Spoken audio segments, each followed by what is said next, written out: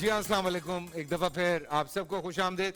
کچھ چیزیں نا زندگی میں ہمیں لگتا ہے یار بڑی عام سی بات ہے. زکوٰۃ دینی ہے کوئی مسئلہ نہیں ہے، زکوٰۃ دے دیں گے. اور زکوٰۃ دینے کا کیا بینک سے کٹ گئی، جیسے ہم ٹیکس دیتے ہیں ویسے زکوٰۃ بھی چلی جائے گی. اور اچھا ہم نے یہ اس کو پیسے دے دیے زکوٰۃ ہو گئی. لیکن ابھی مفتی صاحب نے مفتی زبان نے بڑا ایک اہم نقطہ اٹھایا تھا. میں نے 2 سوال پوچھے تھے، چونکہ جنہوں نے ابھی ٹیون ان کیا میں انہیں جلدی سے ریکیپ دے دوں. مفتی حنیف قریشی صاحب سے میں نے پوچھا تھا کہ جو لوگ زکوٰۃ دیتے ہیں کیا ان پہ ٹیکس بھی لاگو ہے؟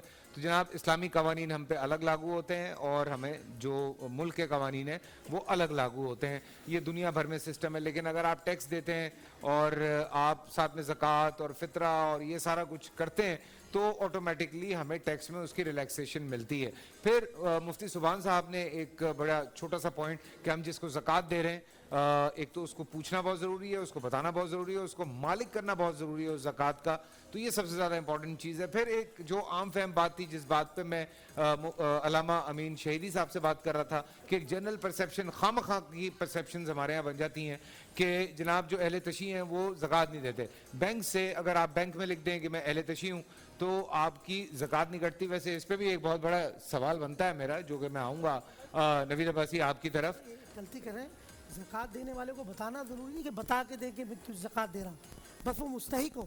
اگر آپ اس کو بتا کے یہ ایک اور پوائنٹ آیا ہے. اصل میں تھوڑی سی بات آپ سمجھے نہیں. جی دیکھیں زکوٰۃ والا اگر مستحق ہے جی اس کو بتانے کی بالکل ضرورت نہیں ہے. ٹھیک ہے. ہم بات کر رہے تھے بینکوں کی کہ بینک کی زکوٰۃ میں خطرہ اس لیے ہوتا ہے کہ بینک نے پیسے جمع کرانے والے سے اجازت نہیں دی. وہ تو کنفرم ہے، مالک بنانا تو کنفرم. لیکن لوگ جب زکوٰۃ دیتے ہیں تو وہ ضروری ہے کہ آپ پوچھیں ان سے کہ میں آپ کو زکوٰۃ دینا چاہ رہا ہوں یا آپ زکوٰۃ دے دیں. اس بات کی اجازت سے وضاحت کر دوں کہ جو آدمی زکوٰۃ کا مستحق ہے ٹھیک ہے اس سے پوچھنا یا اس کو بتا کے دینا ضروری نہیں ہے. اس کو آپ نے مالک بنا دیا، آپ کی زکوٰۃ ادا ہو گئی.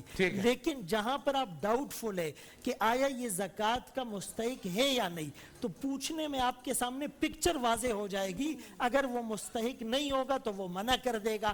جہاں تک یہ ٹیکس کی انہوں نے مفتی صاحب نے بات کی تھی، بات تقریباً وہی ہے. لیکن اگر اسلامی حکومت کو ضرورت پڑ جائے مجاہدین کی مد میں یا ان کا بیت المال اور خزانہ خالی ہو جائے اور وہ مفاد عامہ کی وجہ سے کچھ ٹیکسز لگاتے ہیں اور عدل و انصاف کی وجہ سے لگاتے ہیں اور اس کا میکینزم اور ٹرانسپیرنسی اس میں ہوتی ہے تو اس صورت میں پھر عشر یہ جو ٹیکس ہے اس کی اجازت بھی دی جا سکتی ہے.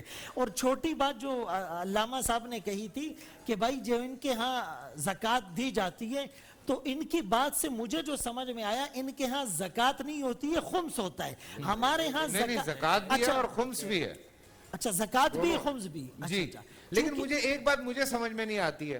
ہمارے حکومتی ادارے کہتے ہیں کہ جو خزانہ ہے وہ خالی ہے تو پھر وزیر خزانہ کیوں بیٹھے ہوئے؟ خالی کرنے کے لیے، جو آئے گا اس کو خالی کریں گے. اچھا جی یار ایک تو آپ حکومت پہ بات کرو، آپ ساتھ ہی نواز شریف صاحب کرنا شروع کر دیتے ہیں. بھائی یہ تو سب کا یہی حال ہے. نہیں سب کا یہ حال نہیں ہے سر. پچھلے 2 سال پہلے یہ حالت نہیں تھی. پورا سال انتظار تھا مجھے اس رمضان میں. 30 دن 6 ٹیمز 12 کنٹیسٹنٹس کیش کا پاؤں. اب گیم وہ ہوگا جسے آپ کا نہیں جس نے جو کرنا تھا کر لیا. لاکھوں عوام کو دینے کا ذمہ ہم نے حصہ. شور گونجے گا ہر گلی نکڑ اور دکان. رمضان لیگ بنے گی آپ کی پہچان. نعرہ لگے گا تو پارا چڑھے گا. گیم شو ایسے چلے گا. رمضان لیگ روزانہ شام 7 بجے صرف بول انٹرٹینمنٹ پر. بول انٹرٹینمنٹ کے شوز دیکھنے کے لیے ہمارے چینل کو سبسکرائب کریں اور بیل آئیکن پر کلک کرنا نہ بھولیں.